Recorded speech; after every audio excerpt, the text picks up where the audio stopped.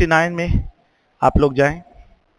Question number 69 में अगर आप लोग देखें तो यहाँ पे क्वेश्चन ये है कि फॉर अ गिवन रिएक्शन, ये अगर आप लोग देखें पेंटेन है, पेंटेन, और पेंटेन की ऑक्सीडेशन करते हैं तो यहाँ पे प्रोड्यूस होता है कार्बन डाइऑक्साइड, और आप लोग प्लीज गौर से देखिए यहाँ पे वाटर प्रोड्यूस होता है।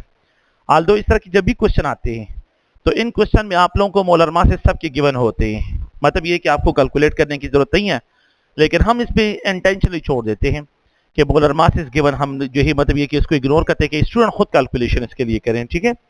तो यहाँ पे अगर आप लोग पेंटेन को देखें तो इसमें जो है कार्बन 5 है, और यहाँ पे अगर आप लोग देखें इसमें 12 हाइड्रोजन है। तो अगर आप इसका मोलर मास फाइंड आउट करें तो अराउंड अबाउट 60 इसका, और सॉरी यहाँ पे ये 12 है, तो 72 ग्राम पर मोल जो है अगर आप लोग देखें इसका जो है मोलर मास है।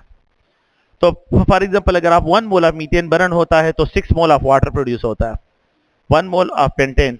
तो अगर 1 मोल ऑफ पेंटेन बर्न होता है, 1 मोल ऑफ पेंटेन अगर ये बर्न होता है तो 6 मोल, तो इसका मतलब ये कि 1 मोल ऑफ पेंटेन C5H12 अगर आप लोग देखिए तो यहाँ पे ये 72 ग्राम पर मोल अगर ये बर्न होता है तो ये 6 multiplied 18 gram of water produce करता है, क्योंकि 1 मोल ऑफ वाटर का मास क्या है, 6 जो है 18 ग्राम है, तो 6 मोल प्रोड्यूस हो रहा है तो 6 मल्टीप्लाइड 18 ग्राम हो जाएगा, 6 मल्टीप्लाइड 18 ग्राम जो है ये आपके पास ये मास हो जाएगा। तो how many grams of water are produce, अगर आप लोग देखिए यहाँ पे 3.6, तो ये अगर आप देखिए 72 है, तो अगर मैं इसको हाफ करूँ 36 ग्राम हो जाएगा, तो ये 3 मल्टीप्लाइड 18 ग्राम हो जाएगा। इस तरह है कि नहीं है? अगर ये हाफ कर लेता हूँ, मास हाफ करे तो ये भी हाफ हो जाएगा। अगर मैं इसको 3.6 ग्राम कर लूँ तो ये क्या हो जाएगा, ये अगर आप लोग देखिए तो 0.3, तो 0.3 मल्टीप्लाइड 18 ग्राम होगा। अगर आप देखिए तो ये 0.3.6 ग्राम जो है ये प्रोड्यूस करेगा 5.4 ग्राम जो है ऑफ वाटर प्रोड्यूस करेगा। तो इसमें आप लोगों के पास जो ऑप्शन है वो सी जो है ऑप्शन आपका करेक्ट वन है। तो क्वेश्चन नंबर 69 में आपका सी ऑप्शन करेक्ट वन है। आसान सा क्वेश्चन है, आसान रिलेशन के जरिए क्वेश्चन को सॉल्व करते हैं। क्वेश्चन नंबर 70 को देखिए, if 100 centimetre cube of each of the reactor are allowed to react then the limiting reagent among the following is. याद रखिए जब भी आप लोगों को इस तरह की केमिकल इक्वेशन गिवन हो और उसमें इक्वल वॉल्यूम गिवन हो, then the limiting region will be the one having greater molar coefficient, जिसका मोलर कोफिशिएंट क्या होता है, ज्यादा होता है।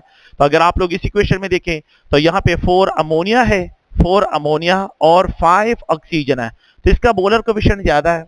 तो जिस सब्सटेंस का जब इक्वल वॉल्यूम गिवन हो, इक्वल मोल गिवन हो, तो जिस सब्सटेंस का मोलर कोफिशिएंट सबसे ज्यादा होता है वही आपका लिमिटिंग रिएजेंट होगा।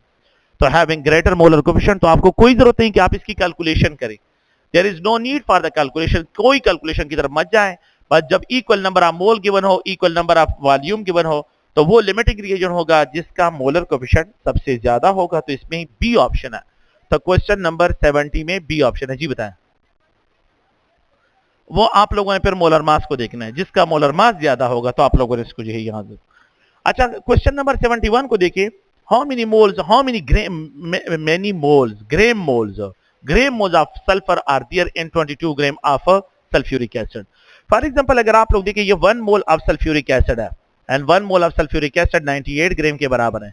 98 gram contain 1 mole of sulphur. तो अगर आप इसको 22 ग्राम पे लेके आए तो ये भी जो है आप लोगों के पास क्या हो जाएगा, कम हो जाएगा। तो जब आप इसको कम कर लेते हैं तो यहाँ पे आपके पास इसकी जो वैल्यू होगी 0.224 जो है आपके पास राउंड अबाउट जो है ये इसके मोल होंगे। इसमें बी ऑप्शन आपका करेक्ट वन है। खजल की खबर इधर सरकोम, और मसला ये है क्योंकि वो फिजिक्स का डिस्कशन भी है, और फिर जो है ऐसा ना हो कि कोई गड़बड़ हो जाए, तो वो कह रहे हैं कि क्लासेस जो है, तो इस वजह से मैंने थोड़ी सी जल्दी जल्दी बातें करनी है, ठीक है। तो आप लोग और से देखिए क्वेश्चन नंबर 71 में आपका बी ऑप्शन करेक्ट वन है। क्वेश्चन नंबर जो है 72 को देखिए, what is the magnetic quantum number for the 2pz orbital. तो अगर आप लोग और से देखिए तो जब मैग्नेटिक क्वांटम नंबर की हम तरफ आते हैं तो मैग्नेटिक क्वांटम नंबर ml है, तो यहाँ पे जो p ऑर्बिटल है तो +1 है, 0 है, और यहाँ पे -1 है। तो ये जो 0 है तो ये pz के लिए स्टैंड करता है। ये किसके लिए स्टैंड करते हैं, pz के लिए। ये किसके लिए स्टैंड करते हैं, py के लिए, और ये किसके लिए, px के लिए। तो the magnetic quantum number for the pz orbital जो है ये 0 है। The value of magnetic quantum number, magnetic quantum number orientation quantum number इसको रिप्रेजेंट करते हैं। ओरिएंटेशन क्वांटम नंबर इसको रिप्रेजेंट करते हैं। So what is the magnetic quantum number for the 2pz orbital, know that is 0। तो ये D option इसमें correct one है। तो क्वेश्चन नंबर 72 में आप लोगों का डी ऑप्शन करेक्ट वन है, प्लीज इसको करेक्ट करें।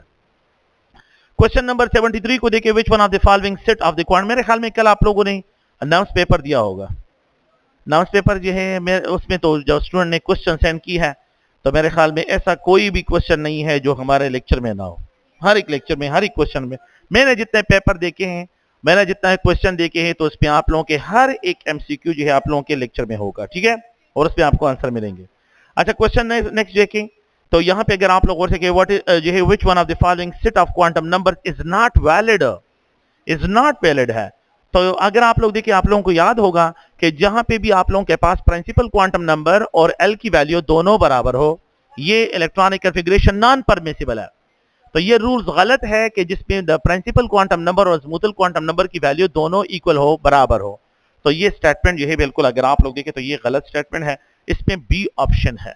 क्वेश्चन नंबर 73 में अगर आप लोग देखें बी ऑप्शन जो है ये रॉन्ग स्टेटमेंट है। क्वेश्चन नंबर 74 को देखिए, which one of the following is found in the UV region of the spectrum. तो लाइमन सीरीज में आप लोगों के पास प्लीज आप लोगों ने ये भी पढ़ा है, ये 74 में अगर आप लोग देखें सी ऑप्शन जो है करेक्ट वन है। अच्छा, the ground state energy of hydrogen atom is equal to, हाँ तो ये -2.18 इन 10⁻⁻18 जॉल है कि नहीं है। तो ये अगर आप the ground state energy of hydrogen atom is -2.18 इन 10⁻⁻18 जॉल पर एटम है। याद रखिए ये 1 मोल के लिए नहीं, एक एटम की बात।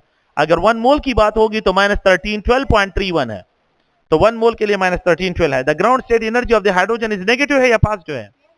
तो नेगेटिव साइन का मतलब क्या है कि ये लो एनर्जी स्टेट में है। ये तीनों क्वेश्चन बार बार पेपर में आए, प्रीवियस पेपर उठा के देखिए बार बार उसमें आए हैं। तो ये पॉइंट्स आपको जहन में होने चाहिए। 75 में बी ऑप्शन करेक्शन है। तो ये बास न्यूमेरिकल वैल्यू है जो आपको याद होने चाहिए, और ये सारी बुक की वैल्यू है। According to the above principle which one of the following orbital should be filled last में। तो जिसके लिए आप लोगों के पास n+l वैल्यू सबसे ज्यादा होगी उसको आप लोगों ने लास्ट में जो है फिल करना है। तो आप लोग गौर से तो 3D के लिए अगर हम देखें तो पहले जो है 3, तो n इज इक्वल टू जो है n is equal to 3, l is equal to 2, तो ये 5 है। प्लीज अगर आप लोग गौर से दूसरा जो है 3p है, तो n इज इक्वल टू 3 है, और यहाँ पे l इज इक्वल टू 1, तो ये 4 के बराबर है। अच्छा, तो फोर्थ वन जो है n is equal to 4, l is equal to 1, तो यहाँ पे ये 5 है। तो आप लोग देखिए, और द लास्ट वन जो है अगर आप लोग देखिए n is equal to 4, l is equal to 0, 4 के बराबर है। तो सबसे ज्यादा जो है अब इन दोनों की सेम है, तो फिर आप लोगों ने n वैल्यू को देखना है कि जिसका n वैल्यू ज्यादा होगा वो लास्ट में फिल होगा, और जिसका n वैल्यू कम होगा वो पहले फिल होगा। तो मेरे क्वेश्चन लिखा है कि लास्ट में जो है सबसे लास्ट में कौन सा फिल होगा, तो वो अगर आप लोग गौर से तो यहाँ पे ये 4p है। तो क्वेश्चन नंबर 76 में आप लोगों का सी ऑप्शन करेक्ट वन है।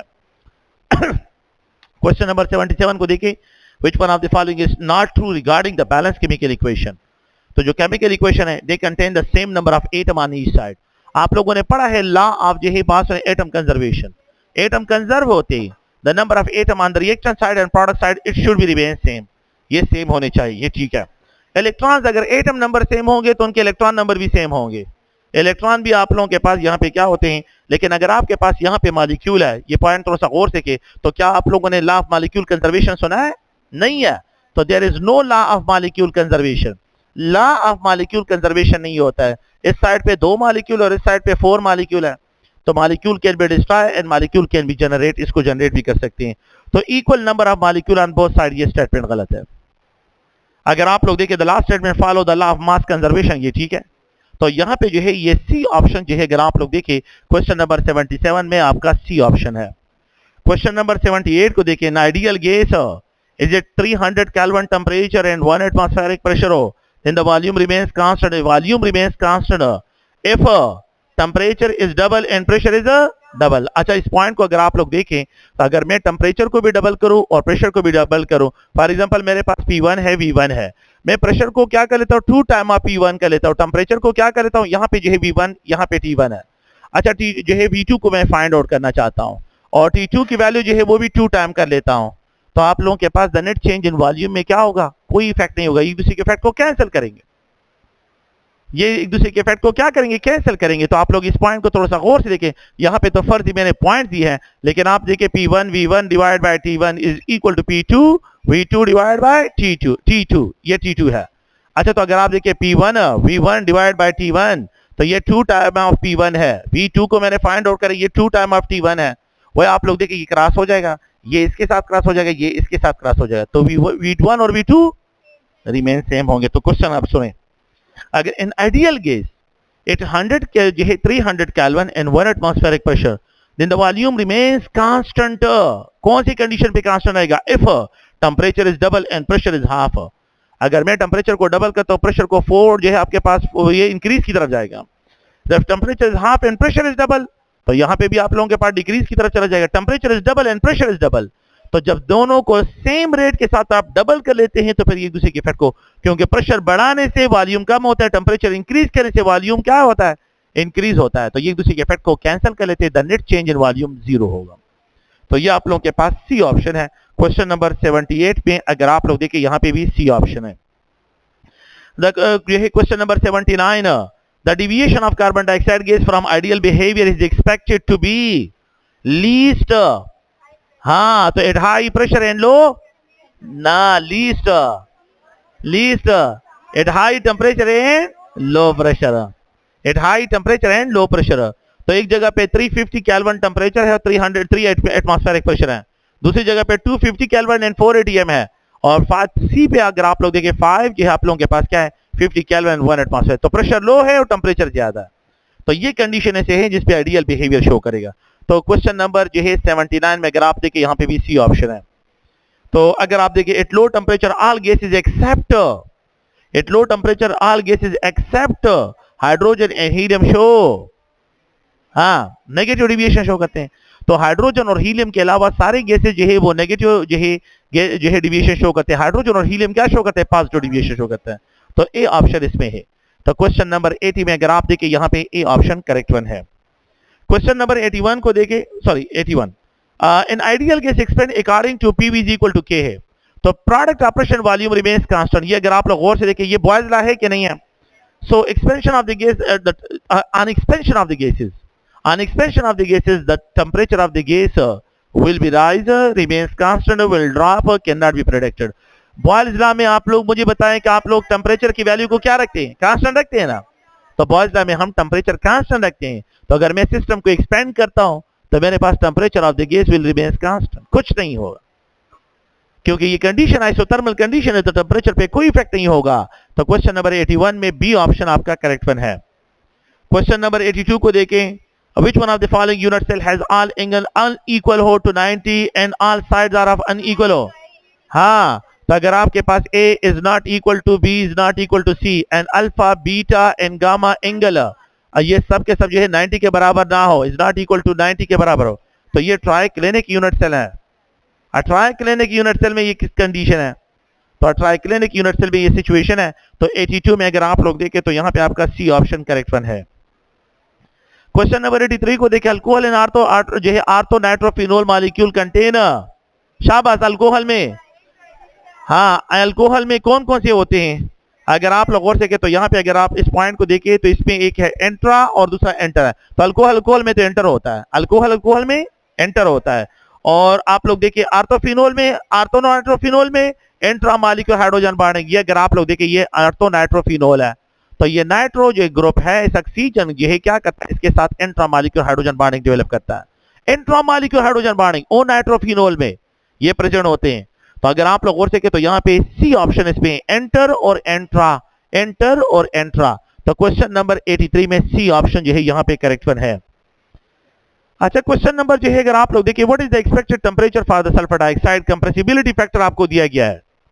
अगर आप लोग इस पॉइंट को देखें तो कंप्रेसिबिलिटी फैक्टर आपको दिया गया है, जी वैल्यू आपको गिवन है कि अगर आप लोग इस पॉइंट को देखें we know that PV is equal to NRT है. अच्छा, अगर इस एनआरटी को यहाँ पे ट्रांसफर कर लो, बात सुने प्लीज, तो ये जी के बराबर है कि नहीं है?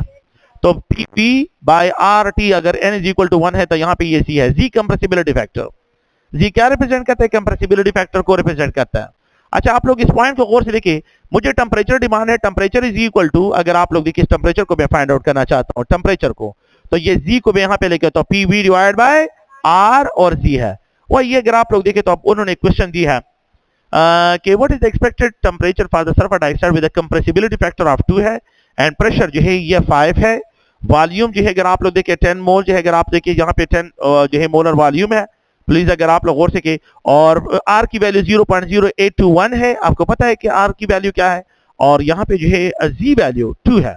तो कंप्रेसिबिलिटी फैक्टर जी की वैल्यू अगर आप लोग देखिए बुक में, सॉरी टेस्ट में पॉइंट में देखिए, क्वेश्चन में देखिए इसमें 2 दिया गया है. कि the compressibility factor 2 has, having compressibility factor जो है आप लोगों के पास क्या है 2 है, has a pressure of 5 atm है एंड मोलर वॉल्यूम ये है, तो फाइंड आउट द टेम्परेचर की वैल्यू क्या होगी। तो कैन यू फाइंड, आप लोग कैलकुलेशन से करें, यू विल गेट 304। तो यहाँ पे जो है अगर आप देखिए क्वेश्चन नंबर 84 में आप लोगों का यहाँ पे जो पॉइंट बनता है तो 304 है, इसमें बी ऑप्शन जो है आप लोगों के पास बनता है। तो ये आप लोग इसकी कैलकुलेशन कर लें।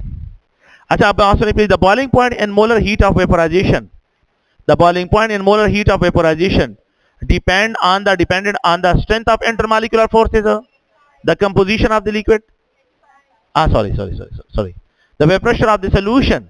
अगर आप लोग गौर से 85 क्वेश्चन नंबर 85 को देखिए, the vapor pressure of the solution when the concentration of solute, याद रखिए the vapor pressure of the solution decrease when the concentration of the solute increase। For example अगर आपके पास प्योर लिक्विड हो, अगर आपके पास एक कंटेनर है और उसमें सिर्फ प्योर लिक्विड प्रेजेंट हो तो उसका वेपर प्रेशर ज्यादा होगा, वो ज्यादा वेपर जनरेट करेगा। लेकिन अगर कंटेनर है और उसमें ये लिक्विड है लेकिन साथ साथ में सॉल्यूट पार्टिकल भी प्रेजेंट है, क्या है सॉल्यूट है, तो ये यहाँ से एस्केपिंग टेंडेंसीज की कम होगी, तो यहाँ पे वेपर्स कम होंगे। तो जहां पे आपके पास सॉल्यूट अमाउंट ज्यादा होगा वहां पे प्रेशर कम होगा, सोल्यूशन का प्रेशर कम होता है। तो ये प्लीज अगर आप लोग देखें तो यहाँ पे the pressure of the solution decreases when the concentration of the solute increases, when the concentration of solute increases। 85 में अगर आप लोग गौर से देखें तो यहाँ पे बी ऑप्शन है। क्वेश्चन नंबर 86 को देखें, the boiling point in molar heat of vaporisation is depended on the strength of intermolecular forces, बिल्कुल ठीक है। On the composition of the liquid, अगर कंपोजिशन चेंज हो जाती है बिल्कुल जो है आपके पास बॉइलिंग पॉइंट चेंज हो जाते हैं। अच्छा, और अगर आप देखें साइज ऑफ द मॉलिक्यूल तो ऑल ऑफ देबो, तो ऑल ऑफ देबो इसका आंसर है। तो यहाँ पे जो है डी ऑप्शन इसमें करेक्ट वन है। क्वेश्चन नंबर अगर आप लोग 87 को देखें, the molar heat of sublimation of iodine, book का ही स्टेटमेंट है, ये बुक का ही स्टेटमेंट है, बुक से बाहर कोई स्टेटमेंट इसमें नहीं है, एंड दैट इज जो है 60.2 किलो जूल पर मोल है। तो ये अगर आप लोग गौर से कहें तो क्वेश्चन नंबर 87 में आपका ए ऑप्शन है। अच्छा, क्वेश्चन नंबर 88 को देखिए, when a substance can crystallize in 2 or more forms under different condition provided it is called polymorphism या isomorphism। तो polymorphism है ना, if a substance crystallizes in more than one crystalline form में जो है वो जो है इसको हम polymorphism कहते हैं या polymorphous कहते हैं। तो 88 जो है अगर आप लोग देखें तो यहाँ पे आप लोगों के पास ए ऑप्शन इसमें है। Glycol molecule container, glycol molecule container, glycol molecule में अगर आप लोग देखें तो यहाँ पे ये ग्लाइकोल है, तो इसमें इंट्रा और इंटर हाइड्रोजन बॉन्डिंग होगी कि नहीं है, हाँ, तो इसमें इंट्रा भी है और इसमें एंटर भी होगी, तो दोनों जो है शो करते हैं। तो both enter and intra molecular forces, sorry ये एक एंट्रा है। तो इसमें अगर आप लोग देखिए सी ऑप्शन में देखिए यहाँ पे बोथ एंटर एंड एंट्रा, ये एंट्रा है नॉट एंटर है, ठीक है। तो एक एंटर है और दूसरा एंट्रा है, और आपको पता होना चाहिए कि ग्लाइकोल मॉलिक्यूल में जो है इंट्रा मॉलिक्यूलर हाइड्रोजन बॉन्डिंग होती है, तो ये एंट्रा भी डेवलप करता है और एंटर भी डेवलप करता है। सॉरी, इसमें करेक्शन आप लोग कर लें, इसमें जो है 89 सी ऑप्शन करेक्ट वन है। हाँ, the total number of parameter use to characterise the unit cell is, so जिसमें 3 फेसेस होते हैं और 3 उसमें एंगल्स होते हैं। तो यहाँ पे अगर आप देखें 90 में आप लोगों के पास ए ऑप्शन है। Question number 91, which one of the following characteristic of chemical equilibrium is true. Equilibrium is, अगर आप देखें स्टैटिक इन नेचर, गलत है, वो डायनामिक होता है। Equilibrium can not B attend from either side, ये भी गलत है, फ्रॉम दोनों साइड से, सिंगल साइड से जो है या सिंगल साइड से नहीं हो सकता। Equilibrium can not be obtain in a close container, ये स्टेट भी गलत है, क्लोज कंटेनर में होना चाहिए। और equilibrium state can not be affected by the pressure presence of catalyst, तो equilibrium can not be effected if a system is already in equilibrium, और आप इसमें कैटलिस्ट डाल दे कुछ नहीं होगा, कोई इफेक्ट नहीं होगा। तो क्वेश्चन नंबर 91 में अगर आप देखिए डी ऑप्शन आपके पास है।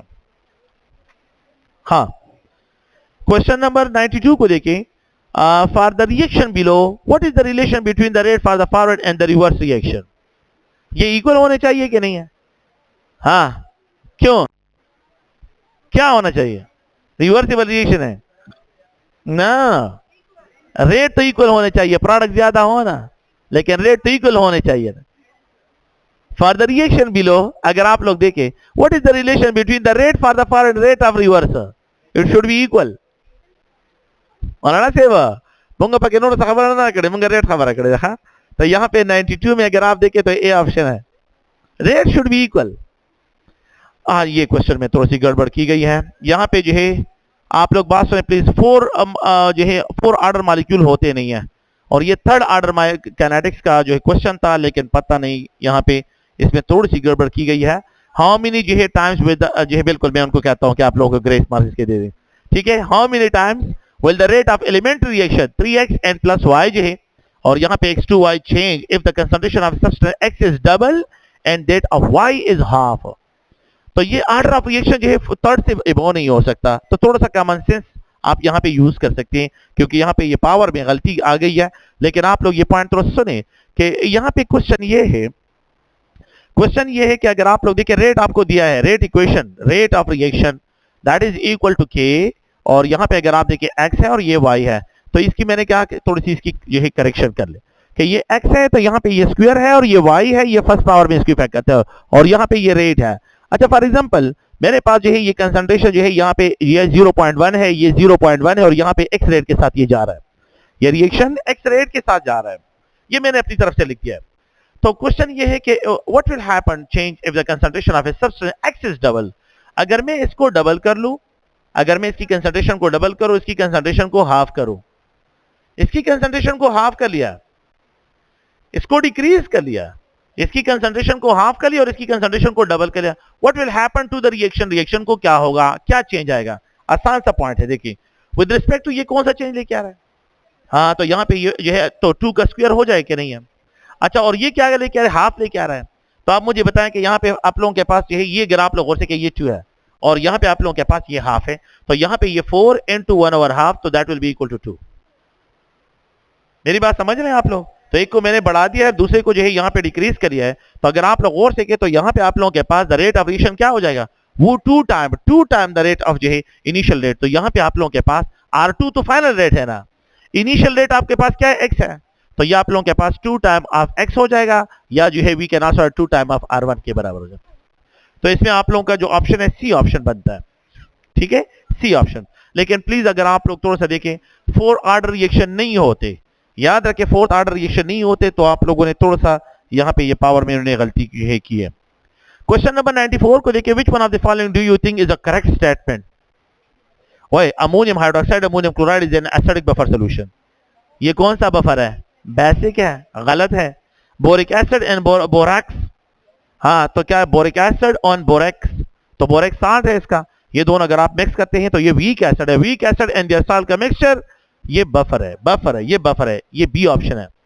Henderson Hasselbalch equation is given by pH is equal to pKb के pKa, गलत है, ये क्वेश्चन गलत है। बोथ ए एंड सी जो है आप लोगों के पास ऑप्शन जो है मतलब ये कि ये गलत है, तो इसमें बी ऑप्शन सिर्फ सही है, बाकी जो है सब के सब गलत है। तो क्वेश्चन नंबर 93 में अगर आप लोग देखें तो आप लोगों का जो ऑप्शन है याद रखिए वो आप लोगों का सी है। क्वेश्चन नंबर 94 में अगर आप लोग देखें ये बी ऑप्शन करेक्ट वन है। क्वेश्चन नंबर 95 को देखिए, which one of the following statement is false regarding the equilibrium constant, it has a definite value for every chemical reaction at particular temperature। बिल्कुल सही है। It is independent of the initial concentration of the reactant, ये भी सही है। It is dependent on the presence of catalyst, गलत है ये।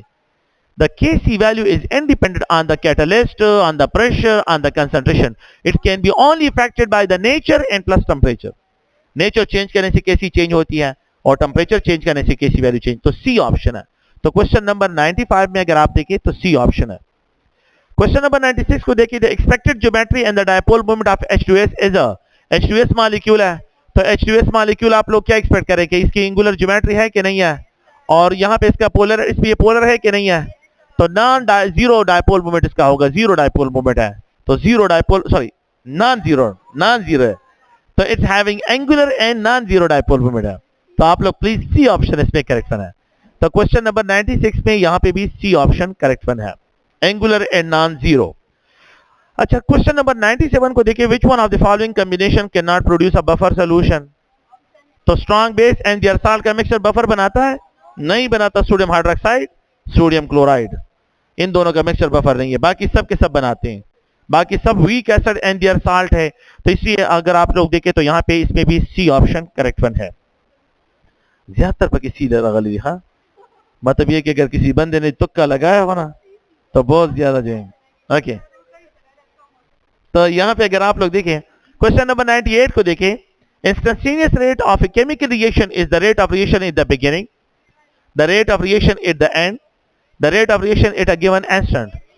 So when the rate of reaction is determined at any given instant of time पे measure करते हैं इसको. और जब दो टाइम इंटरवल के दरमियान हो, जब दो टाइम इंटरवल के दरमियान हो, और आप लोगों को पता होगा कि इनिशियली इंस्टेंटेनियस रेट ज्यादा होता है या एवरेज ज्यादा होता है. इनिशियली इंस्टेंटेनियस और एंड पे, और जब टाइम इंटरवल 0 पे आ जाए तो फिर इंस्टेंटेनियस रेट और एवरेज रेट दोनों बराबर हो जाते हैं. तो ये आप लोगों के पास सी ऑप्शन है. तो प्लीज अगर आप लोग क्वेश्चन नंबर 98 को देखें तो यहां पे भी सी ऑप्शन है, यहां पे भी सी है, नेक्स्ट में भी सी है. If the initial concentration of the reactant in a reaction increases then the equilibrium constant, कुछ नहीं होता है, सी है. तो यहां पे 99 में भी सी ऑप्शन आ रहा है. क्वेश्चन नंबर जो है अगर आप लोग देखें 100 में the solubility of A salt of the AB2 type salt. हाँ, तो AB2 टाइप्स जितने भी होते हैं तो उनके लिए कि आप लोगों ने याद रखना है x is equal to KSP divide by 4 and 1/3. ये आप लोगों ने इस इक्वेशन से इसको फाइंड आउट करना है. ये आप लोगों के पास जनरल इक्वेशन है. अच्छा, अगर AB टाइप साल्ट हो तो उसके लिए क्या लिखेंगे, x इंटू KSP, और यहाँ पे जो है आपके पास स्क्वायर रूट के जरिए मेंशन करते हैं. तो ये आप लोगों के पास इसके लिए ऑप्शन है. तो प्लीज बी ऑप्शन है. चले, ये शुक्र है कि यहाँ पे तो बी आ गया. तो अब यहाँ पे बी है. 101 में बिल्कुल सी है. The rate constant for the third order reaction जो है अगर आप देखें हैज अ यूनिट. तो याद रखिए rate constant for the first order reaction जो होते हैं तो यहाँ पे पर सेकंड है फर्स्ट ऑर्डर के लिए, और सेकंड ऑर्डर के लिए अगर आप लोग देखें तो यहाँ पे जो है प्लीज गौर से देखिए लीटर पर मोल पर सेकंड होते हैं, जिसका यूनिट है सेकंड ऑर्डर के लिए. और थर्ड ऑर्डर के लिए रेट कांस्टेंट L स्क्वायर पर मोल स्क्वायर पर सेकंड, ये थर्ड ऑर्डर के लिए. इसमें भी अगर आप लोग देखें तो यहाँ पे सी ऑप्शन है. 101 में सी ऑप्शन है. अच्छा सुने प्लीज. क्वेश्चन नंबर अगर आप लोग देखें 102 को देखें. The reaction of the nitrogen carbon monoxide के साथ कंबाइन होते हैं. नाइट्रोजन ऑक्साइड और कार्बन डाइऑक्साइड टेक प्लेस जो है इन अ 2 स्टेप है. Find out the rate law. अगर आप लोग इस पॉइंट को थोड़ा सा गौर से देखें, find out the rate law. अगर आप लोग देखें तो NO2 और यहाँ पे जो है आप लोगों के पास NO और यहाँ पे NO3 में कार्बन स्लो स्टेप है, और NO3 जो है कार्बन मोनोऑक्साइड के साथ कंबाइन होते हैं कार्बन डाइऑक्साइड, और यहाँ पे आप लोगों के पास नाइट्रोजन गैस जो है यहाँ पे सॉरी नाइट्रोजन डाइऑक्साइड प्रोड्यूस होते हैं फास्ट है. वो याद रखिए कि रेट डिटरमिन स्टेप कौन सा होता है, जो सबसे स्लोएस्ट है. अच्छा, अब स्लोएस्ट स्टेप में क्या क्या इन्वॉल्व है, अब सुने प्लीज. ये मैकेनिज्म है. स्लोएस्ट स्टेप सबसे पहला है कि नहीं है, तो उसमें जो होगा वही आपका रेट डिटरमिनिंग स्टेप होगा. तो इसमें डी ऑप्शन करेक्ट है. तो अगर आप लोगों ने इसमें गड़बड़ की है, लेकिन ये गड़बड़ जो है आप लोगों ने गलती की है. स्लोएस्ट स्टेप यहाँ पे इसको मैकेनिज्म में डिवाइड किया, तो इसमें अगर आप लोग देखें तो यहाँ पे आपका डी ऑप्शन है. स्लोएस्ट स्टेप में जो सब्सटेंसेस इन्वॉल्व होंगे वो रेट डिटरमिनिंग स्टेप में एक्सप्रेशन करनी है, उसको रेट डिटरमिनिंग में आप लोगों ने एक्सप्रेस करना है. तो डी ऑप्शन इसमें. Which one of the following is equal to the pKa value of weak acid? हाँ, which one of the following is equal to the pKa value of weak acid? तो pH is equal to pKa खबर हो रही log of salt divided by acid concentration. कौन सी condition पे pH और pKa बराबर होंगे, जब साल्ट और एसिड कंसंट्रेशन क्या हो, तो log 1 किसके बराबर होता है, 0 के बराबर हो जाए कि नहीं है.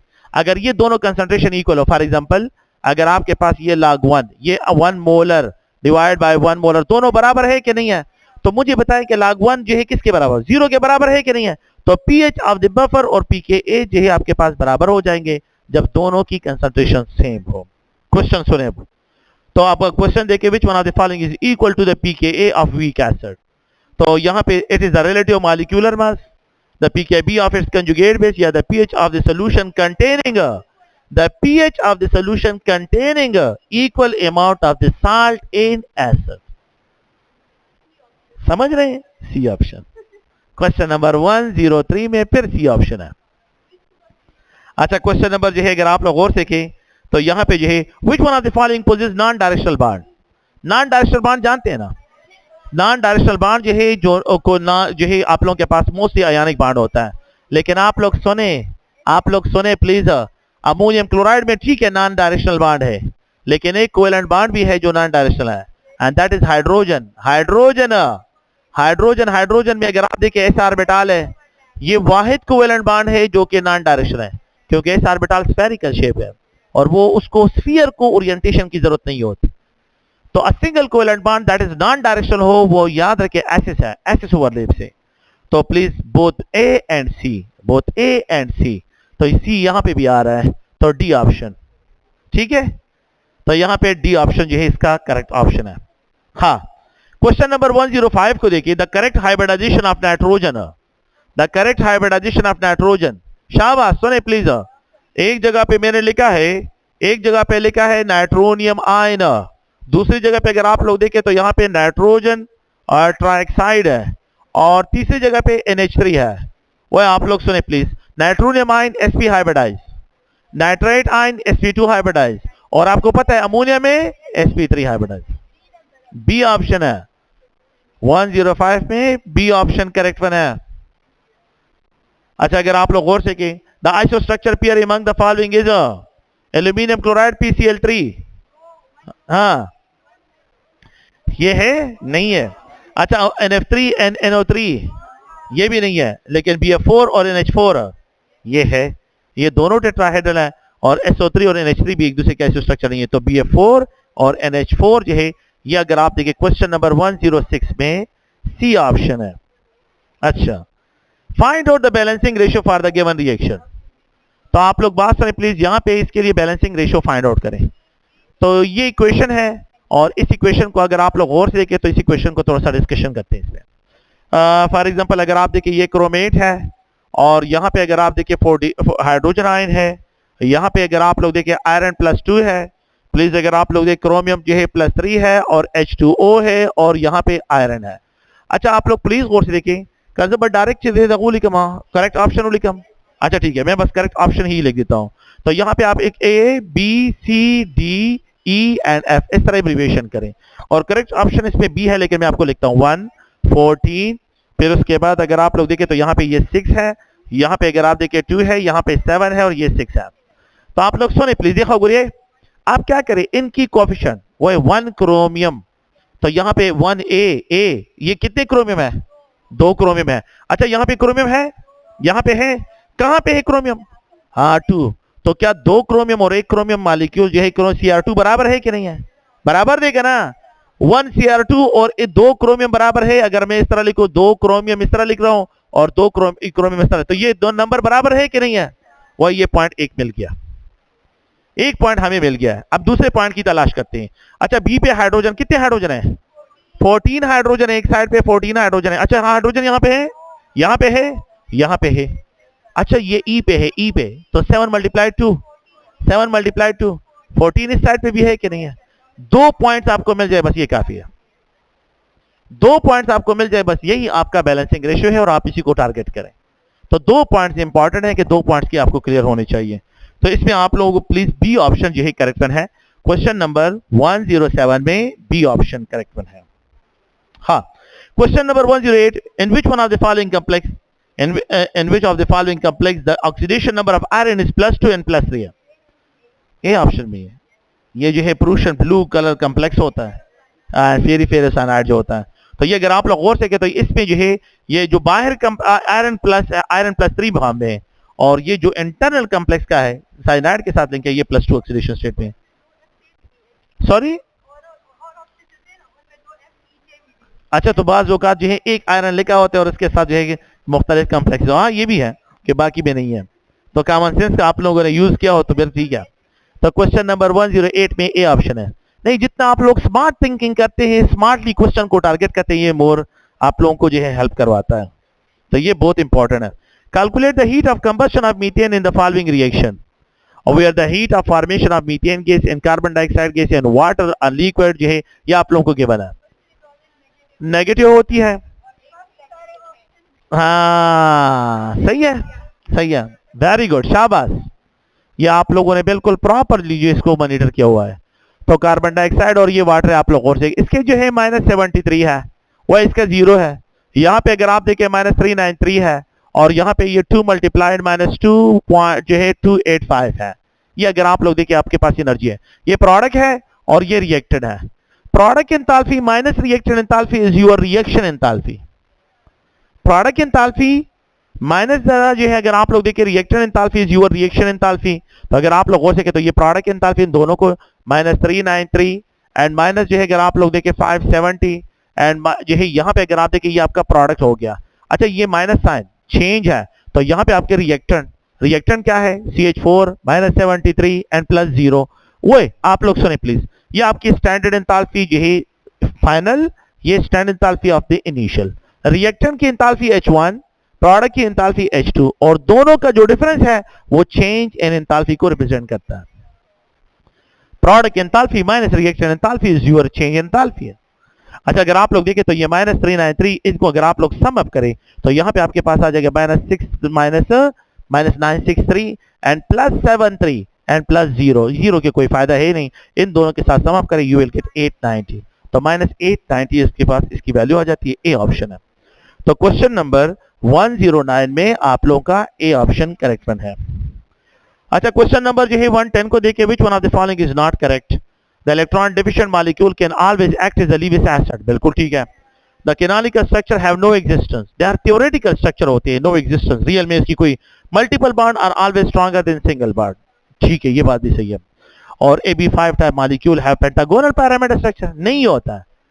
तो यहाँ पे जो है बात सुनिए प्लीज, तो इनका AB5 टाइप जो है वो ट्रायगोनल बाय पैरामीडल होता है, तो ये डी ऑप्शन है, ये रॉन्ग स्टेटमेंट है, डी ऑप्शन रॉन्ग है। Which of the following is not correct statement है? If the ratio of the salt with acid are increased by 100-fold, then the pH of the buffer solution, हाँ शाबाश, pH और यहाँ पे pKa है plus log, खबर और ये log।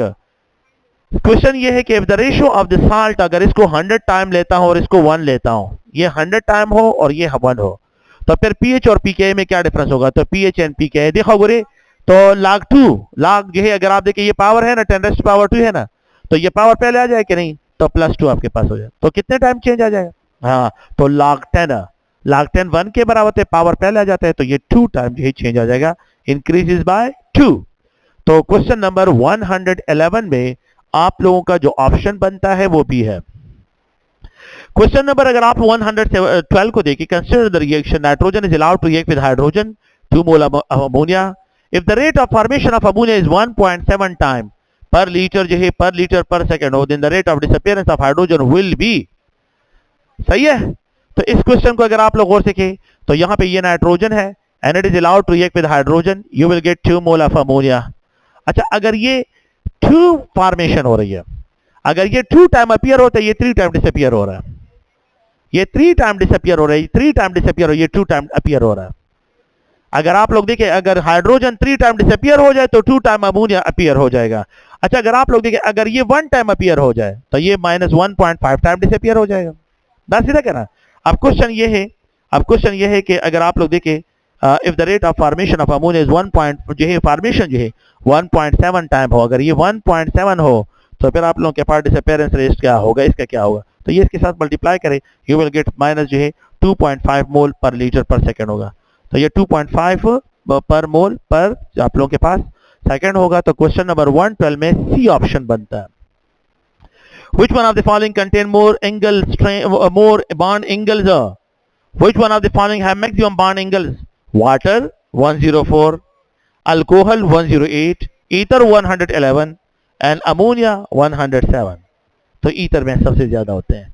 तो टर्मिनल एटम का साइज जब इंक्रीज होता है बॉन्ड एंगल इंक्रीज होते हैं, अगर आपको याद हो टर्मिनल एटम का साइज जितना इंक्रीज होता है बॉन्ड एंगल इंक्रीज की तरफ जाते हैं। क्वेश्चन नंबर 114 को देखें, the value of the value of a in van der Waal equation हाँ is independent of the pressure and temperature. Temperature और प्रेशर के साथ इसका कोई लेना, ये नेचर ऑफ द मॉलिक्यूल पर डिपेंड, क्योंकि इसमें स्ट्रेंथ ज्यादा है, जिसमें जो है आप लोगों के पास मोलर मास ज्यादा हो, जिसमें पोलैरिटी ज्यादा हो, उस पर डिपेंड करते हैं, लेकिन प्रेशर और टेम्परेचर पे ये इफेक्ट नहीं करते। तो डी ऑप्शन है। क्वेश्चन नंबर 114 में डी ऑप्शन करेक्ट वन है। 1 फेराड, शाबाश, 1 फेराड इज इक्वल टू 96500, तो डी ऑप्शन है। 96500 कूलम के बराबर है और it is also equal to 1 mole of electron का चार्ज है। 1 मोल ऑफ इलेक्ट्रॉन इतना चार्ज कैरियर होते हैं, तो डी ऑप्शन है। Question number 116, the electrochemical equivalent weight may be defined as a, please, the substance is deposited by the pressure of 1 coulomb. सुने please, ये point देखे, weight is equal to G N to Q है। अगर W is equal to G N to 1 coulomb charge अगर circuit में move करता है तो जो वेट डिपॉजिट होता है ये उस एलिमेंट का इलेक्ट्रोकेमिकल इक्विवेलेंट वेट कहलाता है। तो अ सिंगल कूलम चार्ज सर्किट में मूव करता है तो जो वेट जो है डिपॉजिट होता है ये उस एलिमेंट का इलेक्ट्रोकेमिकल इक्विवेलेंट वेट कहलाता है। तो इलेक्ट्रोकेमिकल इक्विवेलेंट वेट में be defined as the weight of the substance deposited by the passage of a single coulomb current. जो है अगर आप लोग करंट का जो है चार्ज पास करते हैं तो यहां पे आप लोगों के पास क्या है, बी ऑप्शन है। A liquid evaporate first at which one of the following condition? तो अगर जिसमें जो है आप लोगों के पास हायर अट्रैक्टिव फोर्सेस हो या लो कोहेसिव फोर्सेस हो या लो वेपर प्रेशर हो या हाई बॉइलिंग पॉइंट हो, तो लो कोहेसियन हो जिसमें लो इंटरमॉलिक्यूलर अट्रैक्टिव फोर्सेस कम हो, तो इंटरमॉलिक्यूलर फोर्स का दूसरा नाम कोहेसिव फोर्स भी है। तो आप लोग प्लीज इसमें जो है क्वेश्चन नंबर 117 में आप लोग का जो ऑप्शन यहां पे बनता है वो बी ऑप्शन है। क्वेश्चन नंबर 118 को देखिए, which one of the following statement is false regarding the galvanic cell? It converts the chemical energy into electrical energy. The electrolyte taken into two beaker and different जो है different beakers में लेते हैं। अच्छा, the reaction taking place are non spontaneous है, spontaneous होते हैं कि non spontaneous होते हैं? To set up this cell a salt bridge is used। तो ये बाकी ठीक है, सी ऑप्शन गलत है। तो क्वेश्चन नंबर 118 में आपका सी ऑप्शन। अच्छा, which one of the following is the correct order for the reactivity of metal? ये इलेक्ट्रोकेमिकल सीरीज से है। अच्छा, आप लोग zinc is more reactive than magnesium, magnesium is more reactive than copper, copper is more reactive than silver, zinc is more reactive than magnesium, magnesium is more reactive, magnesium is more reactive than zinc, zinc is more reactive than copper, copper is more reactive than silver.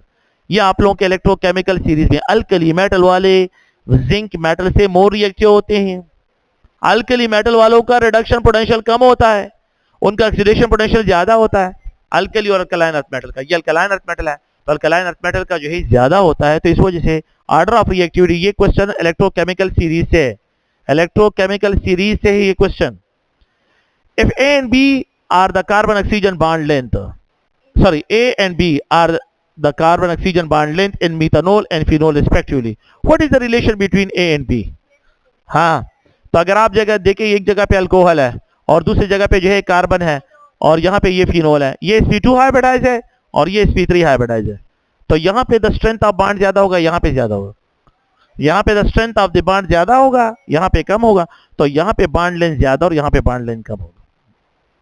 तो इसमें a will be greater than the जो है बात please B.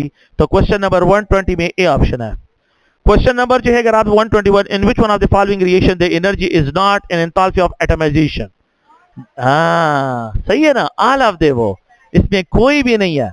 Hydrogen molecule है तो 1 mole of hydrogen molecule को 2 mole of hydrogen atom में convert करें, ये एटमाइजेशन नहीं है। 1 मोल ऑफ हाइड्रोजन एटम होने चाहिए, सही है ना। यहां पे 1 मोल ऑफ क्लोरीन है तो 1 mole of 2 mole of chlorine, गलत है, ये गलत है। अच्छा, नेक्स्ट पॉइंट जो है अगर आप लोग देखें, यहाँ पे 1 मोल ऑफ ऑक्सीजन है, 1 mole of oxygen 2 mole of, ये एटमाइजेशन नहीं, ये बॉन्ड ब्रेकिंग एनर्जी है, ये बॉन्ड ब्रेकिंग एनर्जी है। आप लोगों को एटमाइजेशन वो एनर्जी है कि जिसमें the amount of energy required to decompose a molecule, के यहाँ पे आपको सिर्फ a single mole of atom मिले, 1 मोल ऑफ एटम की फॉर्मेशन आप लोगों के पास हो, ये 2 मोल है, तो इसको ऑल ऑफ द अबव जो है ये क्या है, ये आप लोगों के पास जो है नॉट एंथैल्पी ऑफ एटमाइजेशन है। 121 में आपका डी ऑप्शन है। Question number 122, what is the EMF of the galvanic cell? What is the EMF of galvanic cell?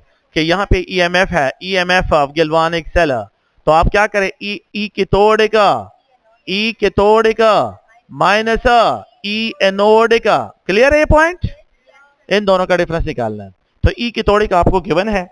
अच्छा, तो जिसका रिडक्शन पोटेंशियल ज्यादा होगा वो कैथोड है, जिसका रिडक्शन पोटेंशियल कम होगा वो एनोड है। तो अगर आप लोग देखें तो यहाँ पे ई कैथोडिक, तो ये 080 कैथोडिक है, रिडक्शन पोटेंशियल इसका ज्यादा है, और ये माइनस है दूसरा माइनस 0.76 है। तो आप क्या करें, इन दोनों को मल्टीप्लाई करें, फिर इनको सम अप करें, 1.56 वोल्ट जो है क्वेश्चन नंबर 122 में आपका ए ऑप्शन बनता है। सही है।